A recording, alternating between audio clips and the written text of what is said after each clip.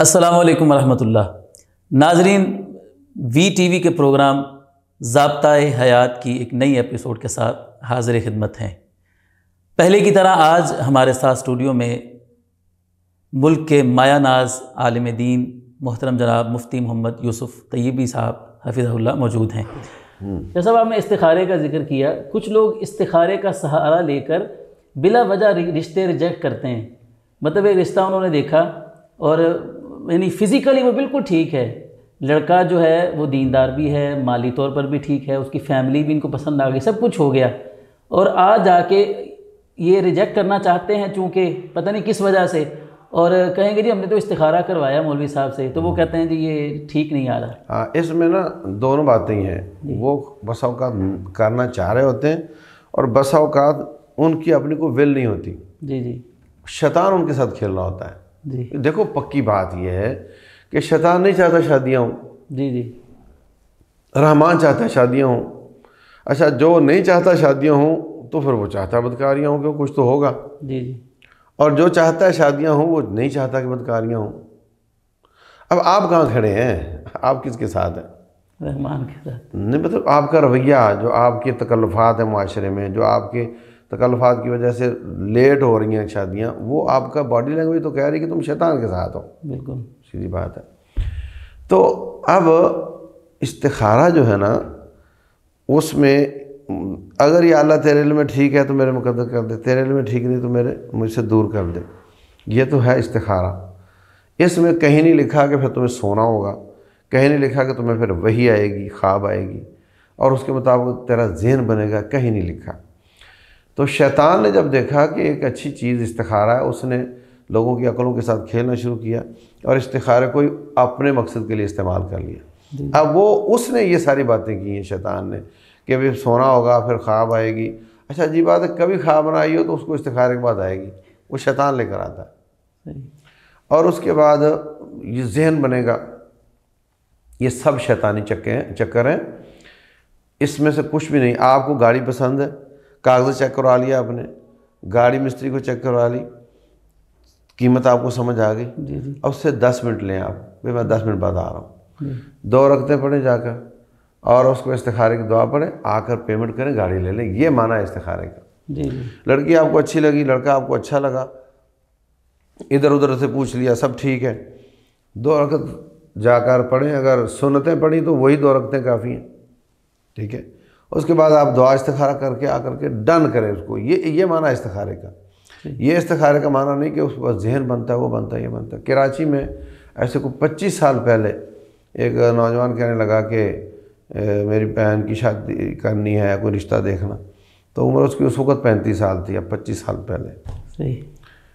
تو میں نے ایک استاد تھے، اس کا رشتہ بتایا، تو بعد میں نے پوچھا، کہا وہ استخارہ ٹھیک نہیں نکلا۔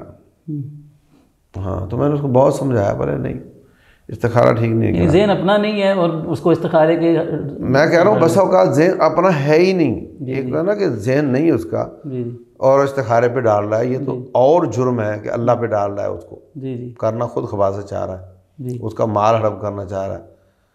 اور دوسرا یہ کہ اپنا ذہن ہے نہیں، شیطان ان کے ساتھ کھیل رہا ہے۔ شیطان ایسے خواب لائے گا، ایسے ذہن کے دل کے ساتھ کھیلے گا، اس کو مائل کرے گا، وہ کہے گا نہیں یہ نہیں ہو سکتا، یہ نہیں ٹھیک۔ تو یہ ایک توہم پرستی کی شکل بن جاتی ہے، جو ایک مسنون چیز تھی اس کو انہوں نے توہم پرستی بنا دیا ہے۔ اللہ المستعان۔ لو میرج، پسند کی شادی، ہمارے نوجوان پوچھتے ہیں کہ اسلام کے اندر اس کا کیا تصور ہے، کیا اجازت دیتا ہے اسلام پسند کی شادی کرنے کی؟ اس بارے میں 2 حدیثیں سن لیں آپ۔ ایک تو یہ کہ رسول اللہ صلی اللہ علیہ وسلم نے فرمایا، لا نکاح الا بولی، ولی کے بغیر نکاح نہیں، ولی نہیں بھی تو اس کی اجازت ہو۔ اور دوسری حدیث ہے کہ الثیب احق بنفسها من ولیہا، جس کی ایک بار شادی ہو جائے، اس کے بعد شادی کرنا چاہ رہی ہے، وہ کسی وجہ سے ٹوٹ گئی، تو اب وہ اپنے ولی سے زیادہ حقدار ہے۔ یعنی جب کنواری لڑکی تھی تو اس کا ولی زیادہ حقدار تھا اور وہ کم حقدار تھی۔ اجازت ضروری اس کی بھی ہے۔ کم اور زیادہ کا فرق کیسے ہوتا ہے کہ والد ہی رشتہ تلاش کر رہا ہوتا ہے اور وہی مشورے کر رہا ہوتا ہے، اور اس کو پتہ ہوتا ہے گھر میں کہ کچھ بات چل رہی ہے، اور بس اوقات ماں بتا بھی دیتی ہے اور یہ خاموش رہتی ہے۔ تو رسول اللہ صلی اللہ علیہ وسلم فرماتے ہیں والبکر تستأمر، جو لڑکی کنواری ہے اس سے اجازت لی جائے گی، وَإِذْنُهَا سَمَاعُهَا، اور اس کی اجازت اتنی ہی کافی ہے کہ وہ چپ ہے، بولتی نہیں، وہ شرم کے مارے نہیں، شرم کے مارے، تو اس لیے اس کا حق کم رہ گیا، اس کا زیادہ ہو گیا۔ اچھا بس اوقات یہ ہوتا ہے کہ وہ شادی کر دیتا ہے اور یہ بولنا چاہ رہی ہوتی مگر نہیں بولتی، تو اس کی صورت میں وہ جو حدیث میں نے پہلے بیان کی ہے کہ آئی ایسی لڑکی نبی صلی اللہ علیہ وسلم کے پاس، تو آپ نے فرمایا تیری مرضی نہیں ہے تو میں نکاح تیرا توڑ دیتا ہوں۔ جی اس کا مطلب نکاح ہو چکا ہے، جی اس کی مرضی نہیں تھی، بولی نہیں مگر اس کی مرضی نہیں تھی، نکاح ہو گیا ہے، صحیح، اور اب توڑ دیتا ہوں۔ جی جی جبکہ ولی کے بارے میں کہا کہ اس کی اجازت کے بغیر نکاح ہوگا نہیں، صحیح، سمجھے بات؟ یہ ہے کہ وہ زیادہ حقدار ہے، یہ کم حقدار ہے۔ اور جب وہ ایک بار شادی ہونے کے بعد بیوہ ہو جائے یا رنڈوی وہ ہو جائے، طلاق یافتہ مطلقہ ہو جائے، تو اس وقت فرمایا کہ الثیب احق بنفسہ من ولیہا، وہ زیادہ حقدار ہے اپنے ولی سے۔ اب ولی کی خالی اجازت کافی ہے، اور یہ خود اس کو پیغام بھیجا جا سکتا ہے، اس کو کہا جا سکتا ہے میں آپ سے شادی کرنا چاہتا ہوں۔ وہ آپ کو جانتے ہیں جو قرآن کی حکیم کی آیت ہے کہ وَلَا تَعْزِمُوا عُقْدَةَ النِّكَاحِ حَتَّى يَبْلُغَ الْكِتَابُ أَجَلَهُ، یعنی وہ کیا ہوتا تھا کہ جیسی عورت فارغ ہوئی، ادھر شوہر فوت ہو گیا یا ادھر طلاق ہو گئی، تو لوگ پیغام بھیجنا شروع کر دیتے تھے۔ جی یار کتنا اچھا معاشرہ تھا وہ، کہ اس میں ایک بیوہ عورت کی بھی اتنی قدر تھی، متعلقہ عورت کی بھی، متعلقہ کی بھی اتنی قدر تھی کہ اس کی عدت سے پہلے ہی پیغام جا رہے ہیں جناب، تو ڈائریکٹ اس کو پیغام جاتے تھے۔ تو اللہ تعالیٰ نے منع کر دیا کہ عدت میں یہ کام نہیں کرنا، جی وَلَا تَعْزِمُوا عُقْدَةَ النِّكَاحِ، جب تک وہ نہ ہو جائے، لیکن اس سے پہلے عَلِمَ اللَّهُ أَنَّكُمْ سَتَذْكُرُونَهُنَّ، اللہ کو پتہ ہے کہ تم نے بعد نہیں آنا اور تم نے ان کو یاد کرنا ہے، ہاں جی جی تو پکی بات نہ کرو، تو ایسا کر لو کہ إِلَّا أَن تَقُولُوا قَوْلًا مَعْرُوفًا، مطلب یہ کہ کوئی معروف بات کر دو، کہ وہ کہے کہ دیکھنا شادی کرنے سے پہلے ایک بار مشورہ کر لینا، یہ معروف بات ہے، جی جی مطلب ایک انڈیکیٹ کر دیا کہ ابھی میں بھی میرے پاس بھی آپشن ہے، ہو سکتا ہے میں خود ہوں یا کوئی اور ہے، آپشن میرے پاس بھی ہے، صحیح، تو ذہن میں رکھنا۔ جی تو کوئی مفسرین نے لفظ لکھے ہیں کہ کوئی کہے کہ تو بہت عظیم عورت ہے تو دیکھنا جلدی نہ کرنا، جی اس طرح کی بات کر دے، تو اس کے بعد پھر وہ اس کے بعد پیغام آتے تھے، اور وہ حضرت خدیجہ رضی اللہ عنہ کے پاس پیغام آئے تھے، تو انہوں نے پھر اپنے بڑوں سے کہا جی نہیں بلکہ اور عورتیں جتنی بھی تھیں مختلف ان کے بارے میں آتا ہے کہ ان کے پاس پیغام آتے تھے، تو جب شادی شدہ ہو تو اس کو پیغام دیا جا سکتا ہے، اب وہ خود چیک کر لے، خود استخارہ کر لے، خود پیچھے دیکھ لے، ادھر دیکھ لے، پوچھ پچھا لے، اور اس کے بعد کہے جی چاچا ہے، تایا ہے، دادا ہے، یا والد ہے، یا بڑا بھائی ہے، کوئی بھی اس کا ولی ہے، حتیٰ کہ اگر وہ بڑی عورت ہے تو اس کا اپنا بیٹا جوان ہے وہ بھی ولی بن سکتا ہے، تو وہ اس کو کہے کہ یہ مجھے اچھا لگا ہے، اب میری سے شادی کر دو۔ صحیح، حضرت سلیم رضی اللہ عنہ کی شادی حضرت ابو طلحہ انصاری رضی اللہ عنہ سے ہوئی، جی تو انہوں نے اپنے بیٹے کو ہی اپنا ولی بنایا، انس کو رضی اللہ عنہ، تو کوئی حرج نہیں اس میں۔ مطلب اس میں جو آپ نے کچھ سوال کیا تھا کہ اس میں اس کو ڈائریکٹ پیغام بھیجا جا سکتا ہے اور وہ خود سب کر سکتی ہے، جی اور کنواری ہے تو والد کو روٹین میں پیغام جاتا ہے۔ اگر بالفرض جو یہ کالجوں میں چل نکلا ہے اور وہ ڈائریکٹ اس کو پیغام دے بھی دیتا ہے تو بھی والدین کی اجازت ضروری ہے، صحیح، والدین نہیں بلکہ والد کی، والد ولی ہوتا ہے، اس کے بعد بھائی ہوتے ہیں، تو ان کی اجازت ضروری ہے، اگر اجازت نہیں دیتے تو لڑکی کا نکاح نہیں ہوتا۔ صحیح، کورٹ جو ہوتا ہے نا اس کی باری تب آتی ہے جب کوئی شکل نہ ہو، ولی یا تو ہونا اس کے، جی جی یا ہیں تو وہ اب ایک بار شادی ہوگی دوبارہ کرنے نہیں چاہ رہے، جی یا پہلی بار بھی نہیں کرنا چاہ رہے، جو آتا ہے وہ دیکھ رہی ہے کہ بدنیتی ان کی اوور ہو رہی ہے اس کی، تو ایسی صورت میں کورٹ ولی بن جاتی ہے۔ یا ایک لڑکی مسلمان ہو گئی، اس کے ولی سارے کافر ہیں جی تو کورٹ ولی بنے گی۔ رسول اللہ صلی اللہ علیہ وسلم فرماتے ہیں فَإِنِ اسْتَجَرُوا فَالسُّلْطَانُ وَلِيُّ مَن لَا وَلِيَّ لَهُ، اگر آپس میں جھگڑیں اور کوئی فیصلہ نہ کر پائیں تو بھی سلطان ولی بنے گا۔ اور اگر وہ کرنے نہیں چاہ رہے تب بھی سلطان ولی بنے گا، یا اس کے ولی ہے ہی نہیں، سارے کافر ہیں، تب بھی سلطان ولی بنے گا۔ تو جج کے کورٹ میرج کی شکل یہ ہے، اگر اس کا اپنا ولی موجود ہے تو وہ ادھر چاہ رہا ہے، یہ ادھر چاہ رہی ہے، تو یہ ادھر نہیں مان رہی، وہ ادھر نہیں مان رہا، تو دونوں کو چھوڑ دو، کسی تیسرے پہ اتفاق کرو جس پہ دونوں کا اتفاق ہو۔ اور اگر بدنیتی یا عقیدے کا اختلاف جیسے میں نے عرض کیا، تو اس کے بعد پھر مفتی صاحب بتائیں گے کہ ہاں تیرا اب یہ ولی کینسل ہو گیا ہے، اس کی ولایت کینسل ہو گئی، اب تو کورٹ میں میرج کر سکتی، یا جونیئر ولی سے اجازت لے۔ سب سے پہلے تو سینئر سے جونیئر، اور اس کے بعد پھر اگر کوئی بھی ناشکل بنے تو کورٹ میں میرج جائے۔ جیسا یہ ولیوں کی ترتیب کیا ہے؟ پہلے باپ ہے، پھر اس کے بعد کوئی چچا آتا ہے، بھائی، باپ کے بعد بھائی آتے ہیں، صحیح، پھر اس کے بعد اگر اس کا اپنا بیٹا ہو، اور یہ تو قریبی ہے نا اس کے، ان کے بیچ میں کوئی واسطہ نہیں ہے نا، صحیح، اور جو چچا اور چچے کی اولاد ہے ان کے بیچ میں واسطہ ہے، جی جی، تو وہ ان کا بعد کا نمبر ہوتا ہے۔ اچھا، سینئر کی موجودگی میں جونیئر ولی نہیں بن سکتا؟ ہاں، یعنی باپ ہے تو پھر اس کے پھر کوئی ولی نہیں بن البتہ سکتا؟ بھائی صاحب برابر ہوتے ہیں، اس میں جونیئر سینئر لیا جا سکتا ہے، کوئی حرج کی بات نہیں۔ نہیں، ایک لڑکی کا باپ باپ ہے تو پھر بھائی ولی نہیں بنے نہیں بن سکتا۔ اچھا، بعض لوگ ماموں کو بنانا چاہ رہے ہوتے ہیں، بعض ماں کو ولی بنانا چاہ رہے ہوتے ہیں، جی، بالکل نہیں بن سکتا، دادے کی اولاد سے ہی ولی بنتا ہے۔ صحیح۔ شادی سے پہلے اسلام نے لڑکی کو دیکھنے کی اجازت دی ہے، تو وہ دیکھنا کیسا دیکھنا ہوگا؟ بسم اللہ الرحمن الرحیم۔ دیکھیں، اسلام بہت ہی متوازن دین ہے۔ بے شک، لڑکی کو دیکھنا شرع ہے، جی بالکل، دیکھے بغیر شادی کر کے طلاق دینا یہ اس سے بڑی شرع ہے۔ جی جی، کوئی عیب نکلا ہے بعد میں؟ ہاں، اگر وہ کہتا ہے وہ یہ مجھے پہلے پتا ہوتا تو میں شادی نہیں کرتا، جی، تو یا ساری زندگی چک چک رہے گی یا طلاق ہو جائے گی، وہ بڑی شرع ہے۔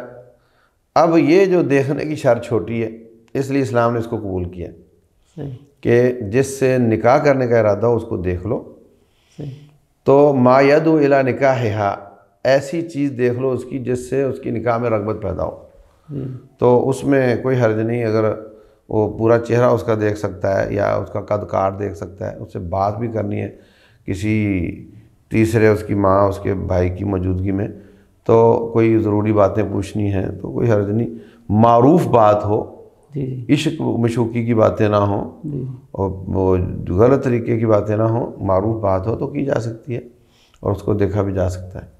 صحیح، اب حدیث میں تو آتا ہے کہ ایک صحابی نے کہا میں نے نکاح کا ارادہ کیا ہے، تو آپ نے فرمایا دیکھا ہے اس کو؟ بولے نہیں، تو فرمایا دیکھ لو، کیونکہ انصاریوں کی آنکھ میں تو بیماری ہوتی ہے، صحیح، تو مطلب اس کا مطلب وہ آنکھوں میں بھی غور سے دیکھے گا تو پتہ چلے گا نا اس کو، جی، جی، تو اس میں کوئی حرج کی بات نہیں ہے، اور یہ اس بڑی شر سے بچنے کے لیے اجازت دی گئی ہے۔ یہ دیکھنے کی جو اجازت ہے، اس سے ملاقات کی اجازت تو نہیں نکلتی نا، کہ ہم لڑکی لڑکے کو الگ سے ہوٹل میں بیٹھ کر ملاقات کرنے کی اجازت دے دیں کہ جی انڈرسٹینڈنگ کر لو، آپس میں ایک دوسرے سے مل لو، تا ایک دوسرے کو جان لو۔ ہمارے معاشرے میں چل رہا ہے کہ لوگ جو ہیں وہ لڑکی لڑکے کو کہتے ہیں کہ تم چلے جاؤ سیر کرنے، اکٹھے چلے جاؤ، ریسٹورنٹ میں جاؤ، ہوٹل میں، اور آپس میں بیٹھ کے گپ شپ کرو، ایک دوسرے کو سمجھ لو، ایک دوسرے کو جان لو، تم نے آخری زندگی گزارنی ہے۔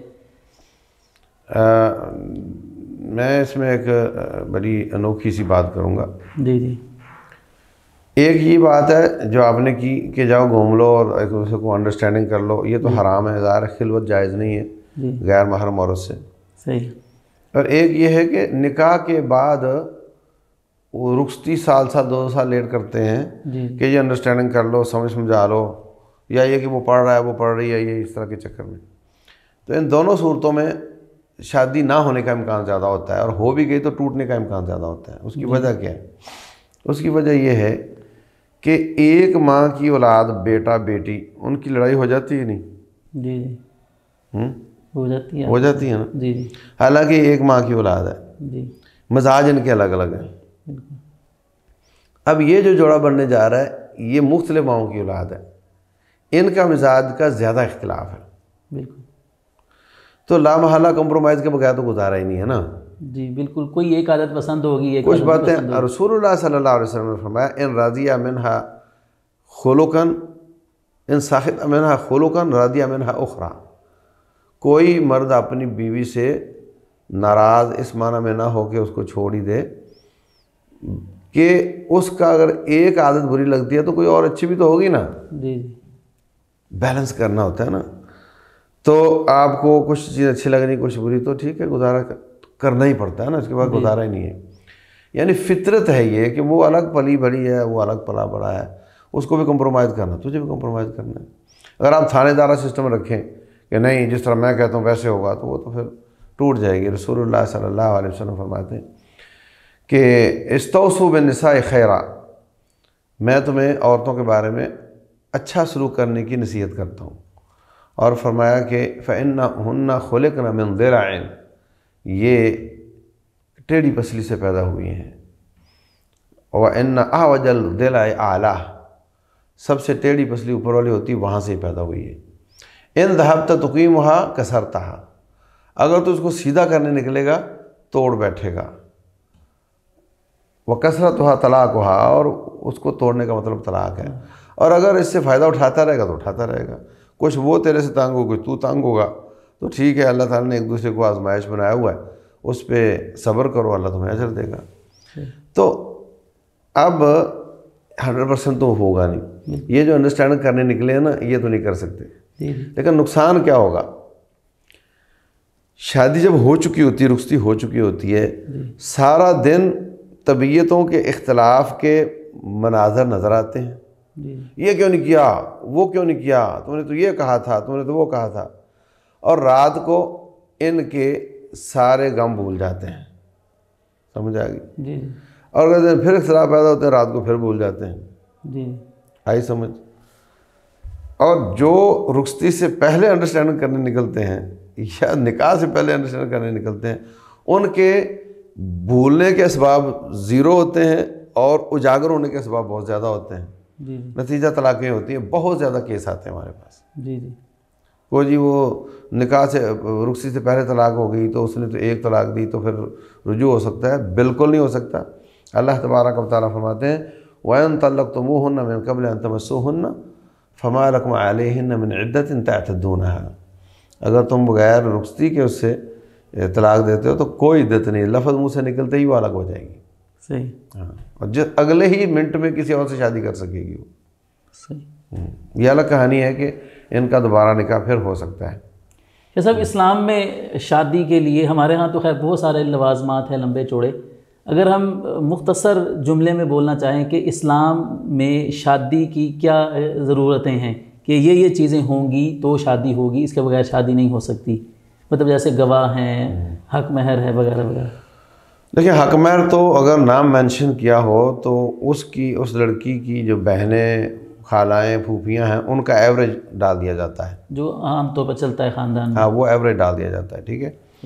اور باقی رہ گئے 2 گواہ لازم ہے, اور لڑکی کے والد کی اجازت ضروری ہے, اور زوجین کا راضی ہونا ضروری ہے, بس اتنا ہی ہے. صحیح. یہ جو نکاح پڑھانا اور یہ جو ایجاب و قبول ہے یہ باقاعدہ نکاح کا حصہ ہے یا اس کے بغیر بھی, یہ جو ہم خاص طور پر 3 دفعہ جو پوچھتے ہیں قبول ہے, کیا یہ ضروری ہے نکاح کے لیے؟ جن کو یقین نہ ہو 3 بار پوچھ لے, ویسے ایک بات بھی کافی ہوتا ہے, لیکن پوچھنا ضروری ہے. ظاہر سی بات ہے, ایک عقد ہو رہا ہے نا. جی. تو وہ کہہ رہا ہے کہ بھی میں نے یہ تیری نکاح میں دی, تمہیں قبول ہے, اس نے تو رضامندی کی ہے تو یہاں تک پہنچے ہیں نا. تو اب یہ کہہ رہا قبول ہے تو نکاح ہو جائے گا. تو یہ لڑکے سے پوچھا جاتا ہے, تو کیا اس طرح لڑکی سے بھی پوچھنا ہے اس کی رضامندی؟ اس کے بارے میں بتا دیا نا کہ اس کا خالی چپ رہنا ہی کافی ہوتا ہے. صحیح. یا اس کے والد نے جب اس کے والد نے رضامندی کا اظہار کر دیا, وہ خود کہہ رہا نکاح پڑھو, جی تو ٹھیک ہے, کافی ہے. حق مہر یہ جا کر اس کے مولوی صاحب مل رہے ہوتے ہیں دلہن کو بہانے سے, ہاں جی, یہ طریقہ ٹھیک نہیں ہے.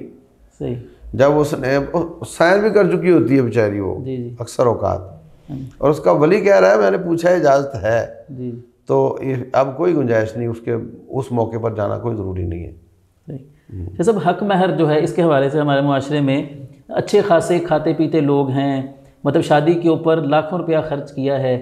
دلہے نے جو خود ڈریسنگ کی ہوئی ہے وہ لاکھوں روپے کی ہے, دلہن کے لیے جو انہوں نے ڈریس بنوایا ہے وہ لاکھوں روپے کا ہے. لیکن جب حق مہر کی باری آتی ہے تو کہتے ہیں جی شرعی حق مہر لکھ لیں, قاری صاحب شرعی لکھ لیں.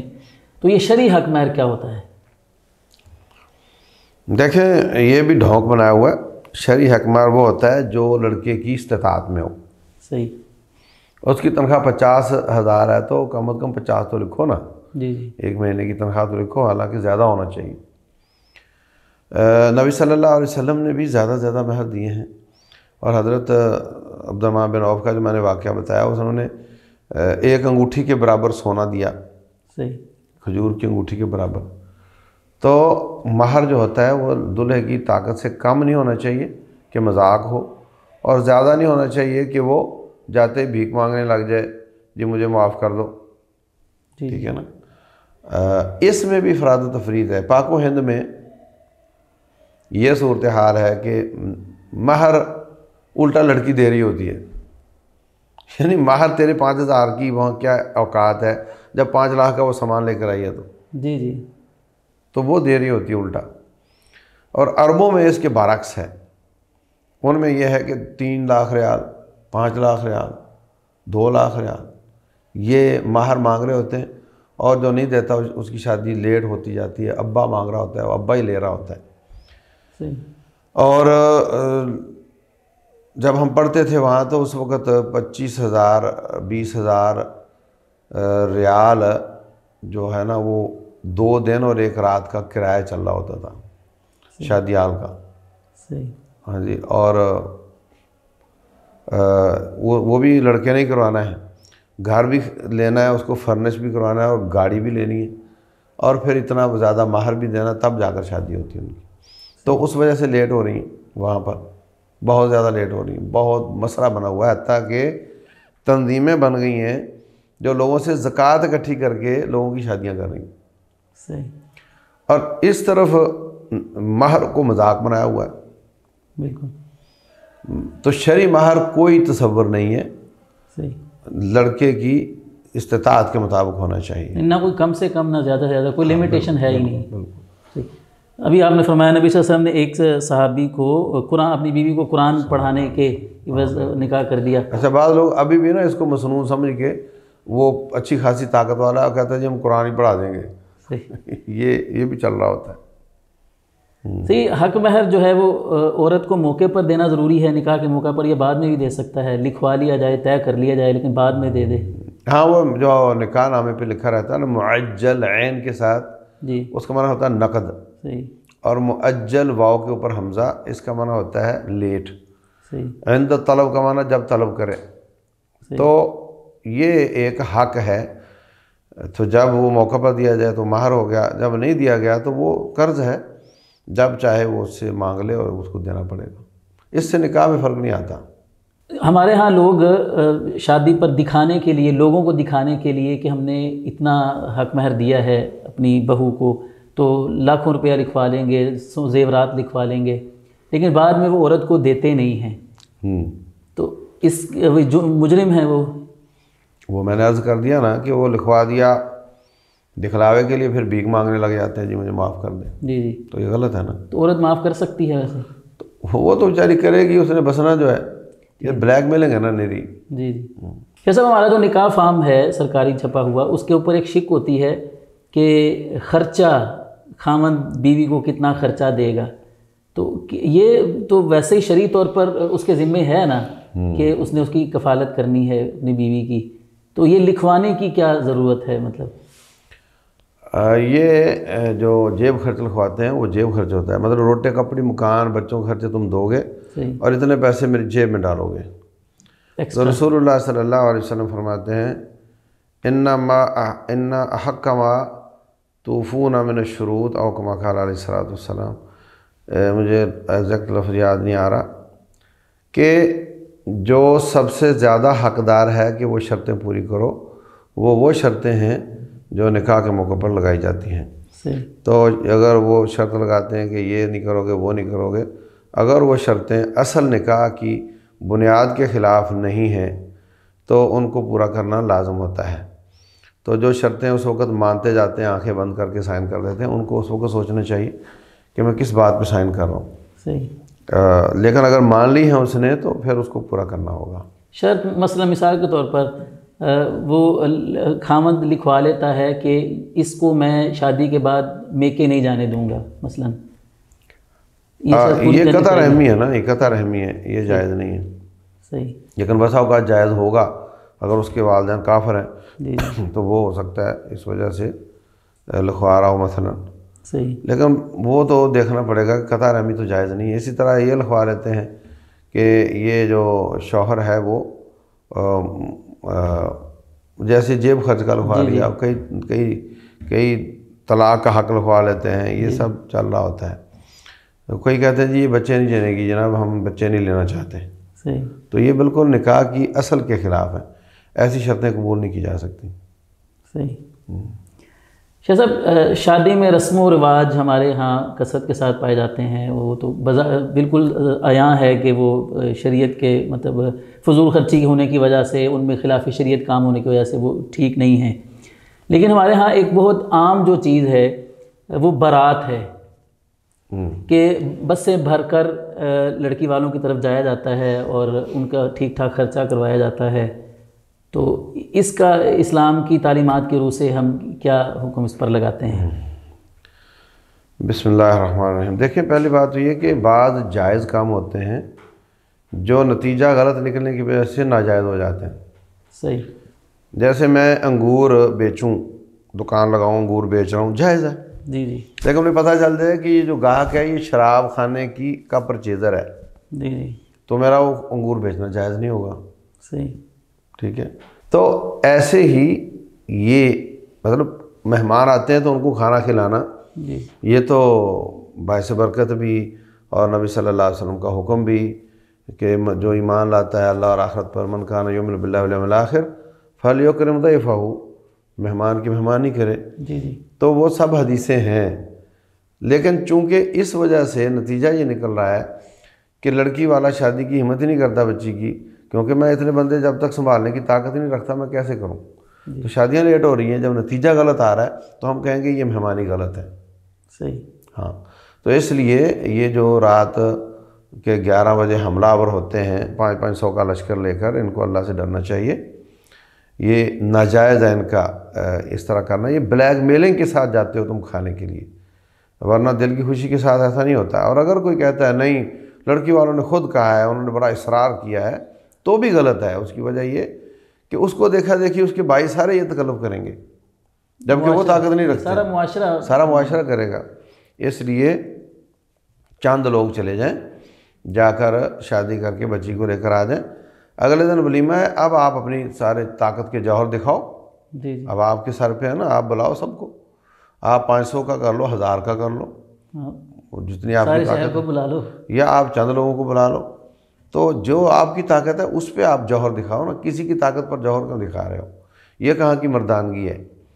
تو ہر وہ کام جو شادیوں کو لیٹ کرتا ہے یا شادیوں کو مشکل کرتا ہے وہ ناجائز ہے، کیونکہ اس کا نتیجہ زنا کاری ہے، الیاذ باللہ. شاہ صاحب، اب تو لوگوں نے ایک اور رواج بنا لیا ہے، یعنی لڑکی والوں پر ڈبل خرچہ ڈال دیا ہے کہ نکاح کچھ دن پہلے، کچھ سال پہلے بھی نہیں، کچھ دن پہلے، مطلب ایک ہفتے کے اندر ہی آج نکاح ہے اور ہفتے کے بعد جو ہے وہ رخصتی ہے. اور نکاح بھی مسجد میں نہیں ہے یا سادگی کے ساتھ نہیں ہے، نکاح پر بھی انہوں نے بسیں بھر کے لے کے جانی ہے، وہ بھی خرچہ لڑکی والوں کے اوپر. انہوں نے شادی حال کروایا ہے بک. نکاح الگ خرچہ اور اس کی الگ، یعنی رخصتی کے لیے الگ، یعنی ہاں. تو یہ سب جب پہلا غلط ہے تو ڈبل کیسے جائز ہو جائے گا؟ جی. شاہ صاحب، یہ جو نکاح پہلے کرتے ہیں، یہ نبی صلی اللہ علیہ وسلم نے سیدہ عائشہ صدیقہ رضی اللہ عنہا سے پہلے نکاح کیا اور رخصتی بعد میں ہوئی. تو یہ اس میں کہ حکمت کیا ہے آخر یہ نکاح اور رخصتی کے درمیان تفریق ڈالنے کی؟ پہلے میں نے عرض کر دیا کہ اس طرح کے جو جوڑے ہیں وہ چلتے نہیں زیادہ. جو پہلے رخصتی کر کے کئی مہینے سال لیٹ کرتے ہیں، ان کے دلوں کو جوڑنے کے اسباب زیرو ہوتے ہیں اور پھٹنے کے زیادہ ہوتے ہیں.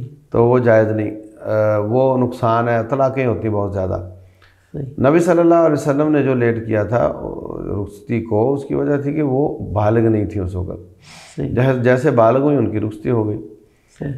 لیکن یہاں تو سب بالغ ہوتی ہیں. یہاں اگر بالغ نہ ہونے کی وجہ سے لیٹ کیا جاتا ہے تو جائز ہے. جیسے رواج تھا پہلے کہ بچپن میں شادیاں ہو جاتی تھیں اور بلوغت پر رخصتی ہو جاتی تھی، جائز ہے یہ. لیکن بلوغت کے بعد ان کو پوچھا جائے گا تمہاری رضا ہے.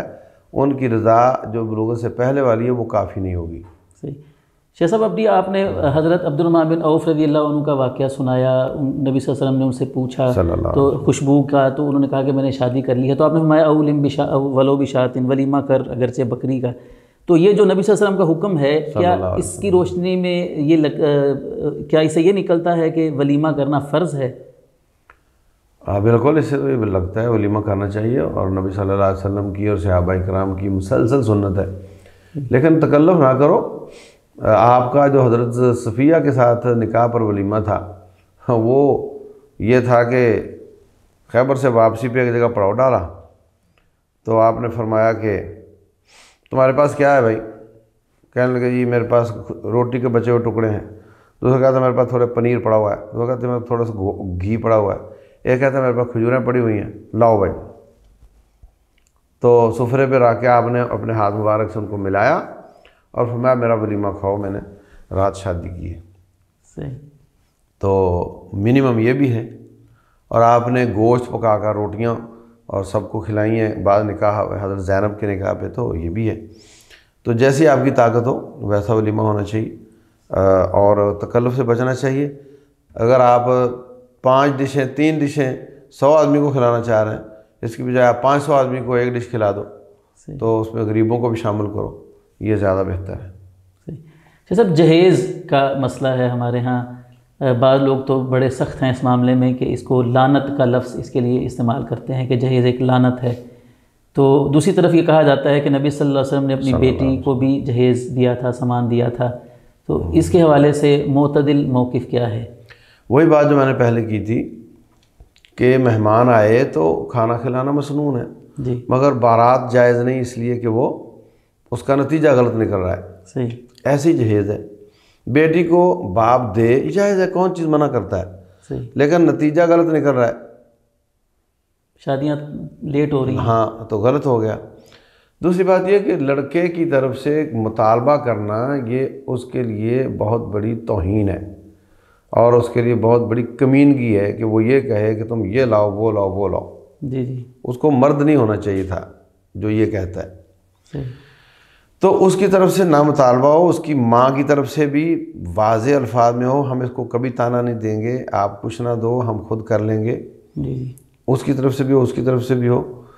2 شرطیں ہو گئی۔ تیسری شرط یہ ہے کہ شادی کے موقع پر نہ ہو، صحیح، شادی کے موقع پر نہ ہو، کیونکہ جو چیز شادی کے موقع پر دی جاتی ہے اسی کی نمائش ہوتی ہے، کیا لے کر آئی۔ جی جی، اب تینوں شرطیں ختم ہیں، تو اب اگر کوئی باپ اپنے بچوں کو انصاف کے تقاضے پورے کرتے ہوئے کچھ دینا چاہتا ہے تو جائز ہے، صحیح، وہ دے، اس کو، اس نے اس کو بھی دیا، اس کو بھی دیا، تو اس کا بھی حق ہے، دے اس کو۔ لیکن وہ جو تھا نا نمائش اور لوگوں کے لیے ایک برا نمونہ بننے والی بات، وہ بھی ختم ہو چکی ہے، شادی ہو چکی، اور ان کی طرف سے ہر قسم کے مطالبے بھی ختم ہو چکے ہیں۔ اور آخری بات اس میں یہ ہے کہ جب وہ بار بار کہہ رہے ہیں کہ مت لاؤ، ہمیں نہیں چاہیے، ہم نہیں مطالبہ کرتے، جی، تو لڑکی کو بھی چاہیے کہ وہاں جا کر وہ یہ نہ کہے جی میں تو ڈنر سیٹ کے بغیر کھانا نہیں کھا سکتی اور بیڈ کے بغیر میں سو نہیں سکتی، وہ بھی یہ نہ کہے، جیسے ان کے ہاں ہے ویسے، جو ان کے ہاں طاقت ہے وہ کر لیں، صحیح، اور وہ ادھر سے مطالبہ نہ کریں، اور یہ ان سے مطالبہ نہ کریں کہ جب تم نے ہم سے نہیں لیا تو میری بیٹی اب نیچے نہیں سو سکتی، اس کے لیے وہ لا کر دو، وہ لا کر دو۔ صحیح، تو یہ ہے اصل۔ اور اگر وہ کہتے ہیں کہ نہیں یہ تو سروائیو نہیں کر پائے گی، اس کی تو کمر میں درد ہو جاتی ہے، ہم بیڈ دینا چاہتے ہیں تو بعد میں دیتے ہیں، تو پرواہ نہیں اس کی، وہ اس طرح نہیں ہوتا کہ اس سے کوئی نمائش بنتی ہو یا وہ شکل بنتی ہو۔ صحیح۔ شاہ صاحب جہیز کے تعلق سے ایک اور پھر قباحت بھی ہمارے سامنے آتی ہے نا کہ جو لوگ جہیز دے دیتے ہیں بیٹی کو، وہ پھر وراثت سے اس کو محروم کر دیتے ہیں، کہتے ہیں ہمیں جہیز بھی تو اس کو دے دیا تھا، بس اس کو حصہ مل گیا۔ دیکھیں یہ بات غلط بھی ہے، ٹھیک بھی ہے۔ صحیح، آپ نے بیٹی کی شادی پہ 10 لاکھ روپیہ لگایا، بیٹے کی شادی پہ آپ نے 5 لگایا، جی جی، ٹھیک ہے، تو جب وراثت تقسیم ہوگی تو اس میں آپ جو حصہ بن رہا ہے اس کا 5 زیادہ دے دو، اس کو، اس کا 5 کم کر دو کہ تجھے دے چکے ہم، صحیح، اور اس کا حساب سونے کے ساتھ رکھو کہ میں نے آپ کو جو آج 10 لاکھ روپیہ لگایا ہے وہ 5 تولے کے برابر ہے، صحیح، ٹھیک ہے، کیونکہ وقت گزرنے کے ساتھ وہ تو 5 لاکھ نے تو کہیں نظر ہی نہیں آنا نا، جی جی، تو سونے کا پتہ چل جاتا ہے کہ یہ کتنے ہیں. تو جس لڑکی پہ زیادہ لگایا ہے اس کو اتنا اس کی وراثت سے کاٹ لیا جائے. یوں سمجھو کہ جس بیٹے بیٹی کو کوئی بھی چیز دی جاتی ہے اتنے پیسے کے سب حقدار ہو جاتے ہیں. صحیح. اس بات کو سمجھ لو.